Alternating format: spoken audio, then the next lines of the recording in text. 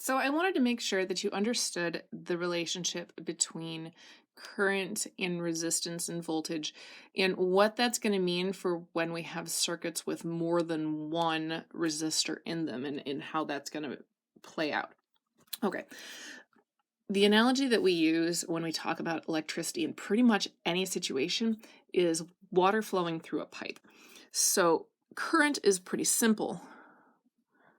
Current is how much water flows through the pipe, or in our case, how much electricity is going through any point in time.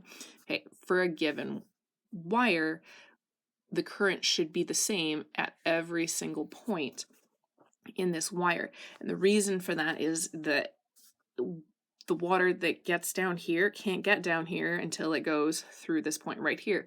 And the water that's here has to wait till the ones go through this this is supposed to be skinnier.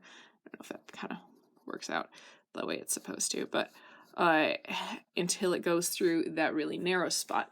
So the current is the same at every point on a wire.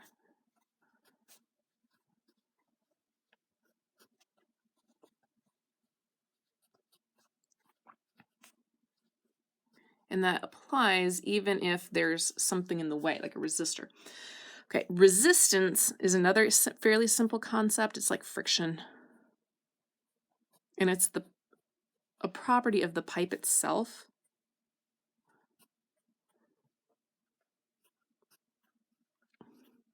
Okay. Resistance is a property of the pipe itself. Something will have a particular resistance because of what it's made out of. Maybe the pipe is rubber and so there's a lot of friction.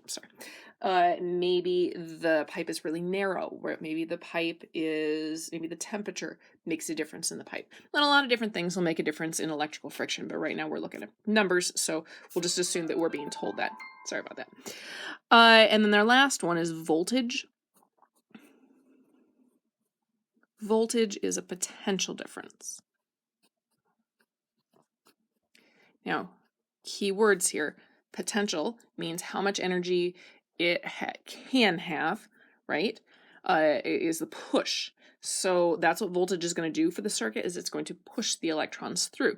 And the word difference is important because we don't know how much potential energy something has at any given point in time. All we can do is compare it to another point. Is that right? Or is it me? I don't know. I think it's me. Yeah. Okay. Potential difference is not necessarily going to be the same thing every time. The potential difference compared to the ground, compared to the nothing, is going to be different here than it is here. So our voltage will drop across the resistor.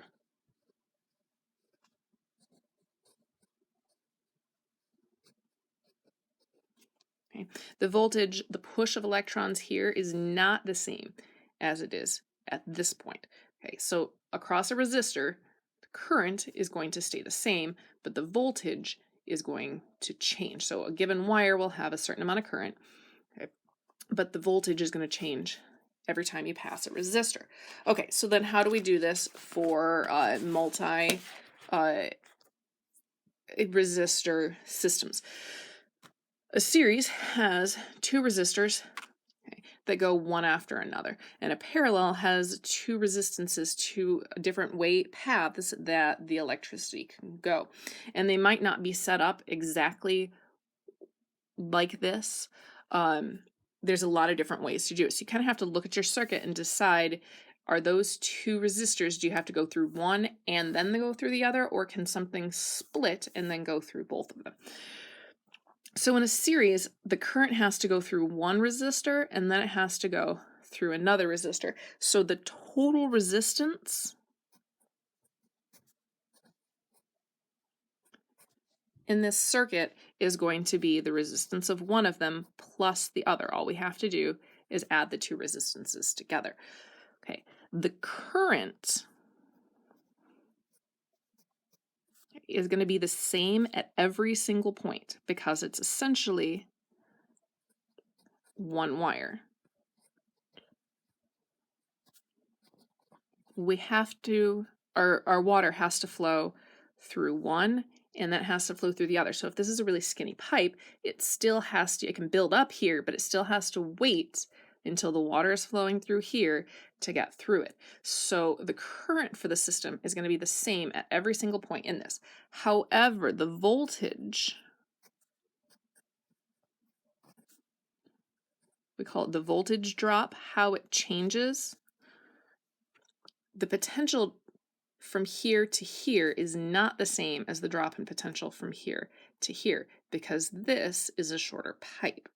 So we actually drop a lot more voltage here than we do here. Okay. So the voltage drop is different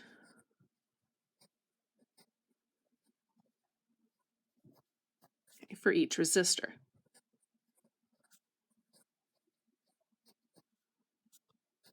We'll abbreviate that. Okay, I kind of missed this, but the equation we can use then to calculate all of these out, we love circles. This is actually an old electrician's trick. The circle is, okay, and we put the voltage here is I, stands for current, R stands for resistance. So if I need to find the voltage drop, I know that the current is the same for every point. So I take each resistance and I multiply it by that current, and I can figure out how much voltage is lost across each of those resistors. Okay, for a parallel circuit, works a little different. Because now the water actually has two options, adding more and more resistors does not make it harder for the water to flow. It actually makes it easier. The total is a kind of a messy formula. And it looks like this. It goes 1 over R1 plus 1 over R2. Now there's a button on your calculator that will either say x to the negative 1 or 1 over x, and it is your best friend when you are solving these things. Okay, learn to use that button on a regular basis, and these get a lot easier.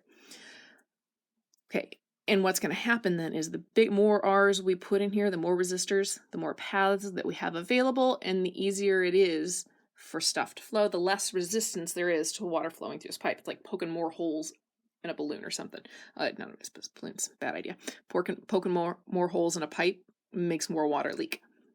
Okay, our current is not the same for these two things. The same water is not going to flow through this pipe and this pipe. Clearly more water is going to choose this path.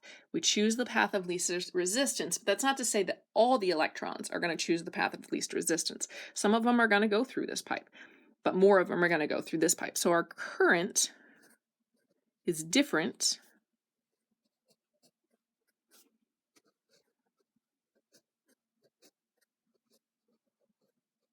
for each resistor. The voltage drop, though, because they start all in this wire and it ends all in this wire, all of them are going to drop the same amount.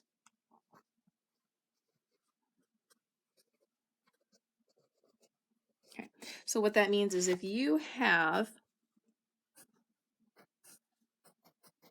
a circuit where you have two resistors,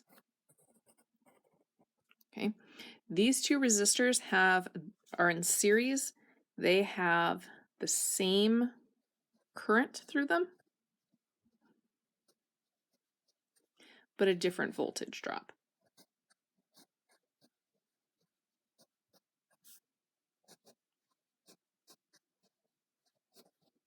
Okay, and if you have two resistors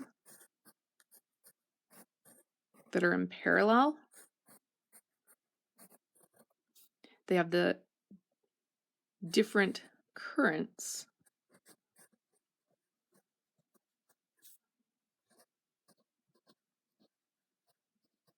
and the same voltage. So to kind of resolve these circuits, what you have to do, if you have a really complicated one, you have to go through and add all your resistors together one step at a time.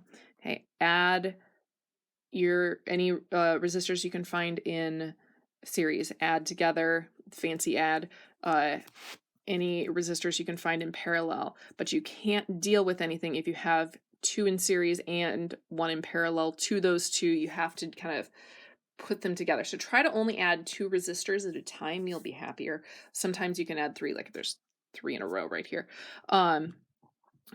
But usually only add 2 at a time and it'll be better. And watch out. Make sure that you take the things that are only